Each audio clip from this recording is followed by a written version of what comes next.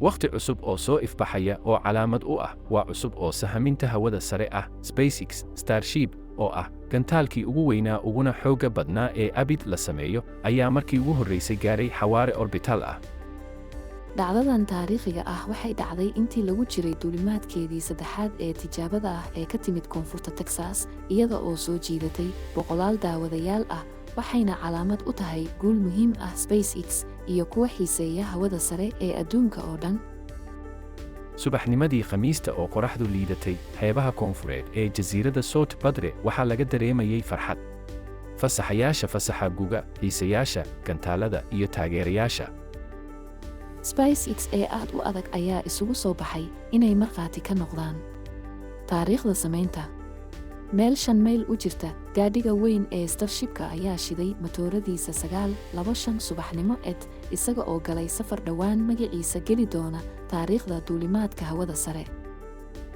goobta lagu soo bandhigay waxay isu beddeshay masraxa riyooyin ah iyadoo Starship 3 matoorada Raptor ay shiday oo ku xidhay gantaalka xijaab yaab leh oo boodh iyo qiiq ah ka hor inta uusan u kicin samada 4 Fort Colossus oo sheeganaya in uu ku dhex jiro xiddigaha.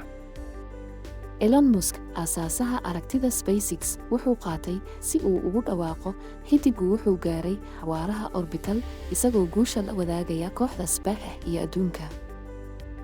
duulimaadkan tijaabada ah oo ku beegan sanad guuradii 22aad ee SpaceX kaliya maaha in loo dabaaldego sannadaha hal-abuurka aan joogsiga lahayn ee waxay sidoo kale dejisay masraxa mustaqbalka socdaalka dhexmara meeraha. sida laga soo xigtay afhayeenka SpaceX Dan Hood waxaan hadda joognaa bilowgii laakiin waxaan horeyba u samaynay horumar dheeraad ah oo ka badan sidii hore. hadda waxa aanu haysanaa Starshipka hawada sare balse waxa aanu galnay wejigiisa xeebta. kuwa aan awoodin inay goobjoog ka noqdaan dhacdadan muhiimka ah moodeel dheer oo 1377 inji ah oo ah SpaceX Starship oo laga sameeyey birta daawaha ah ayaa bixisa qayb la taaban karo oo ka mid ah marxaladan taariikhiga ah inkasta oo helitaanku xadidan yahay. daahfurkan oo loo yaqaan imtixaanka duulimaadka isku dhafka ah ee 3 waa gabagabadii sannadaha horumarka iyo isku daygii saddexaad ee lagu bilaabay Starshipka si buuxda la isugu keenay si ka duwan kuwii ka horreeyey ee ku dhammaaday qarax. IFT-3 waxay muujisay horumarro la taaban karo oo ay ku jiraan adeegsiga guusha leh ee farsamo kulul.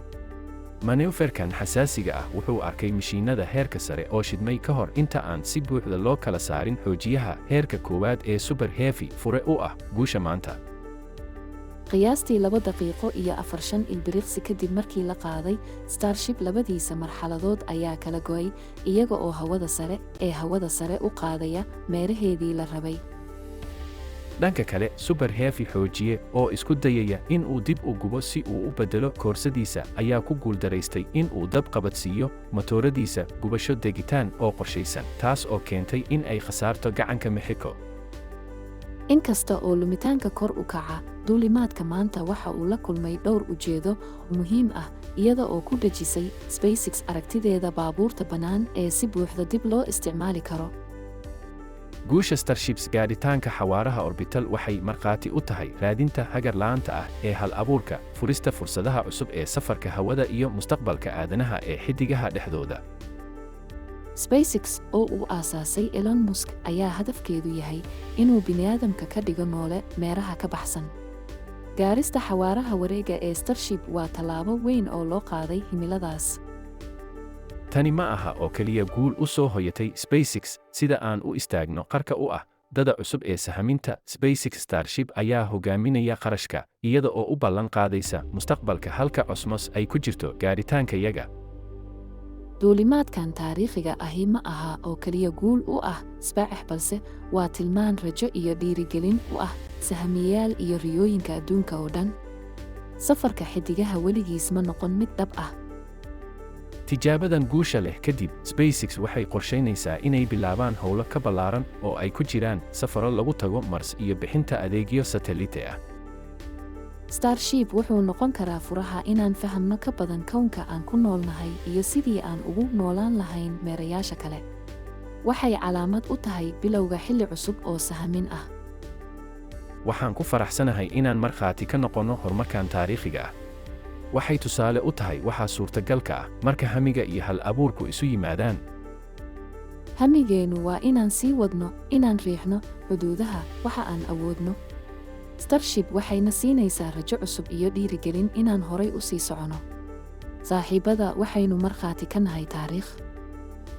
Waad ku mahadsan tahay daawashadaada. Si aad u hesho warar dheeraad ah oo ku saabsan safarka SpaceX ee xiddigaha, ha ilaawin inaad rukunto. Ilaa waqtiga xiga, kor un bal eeg.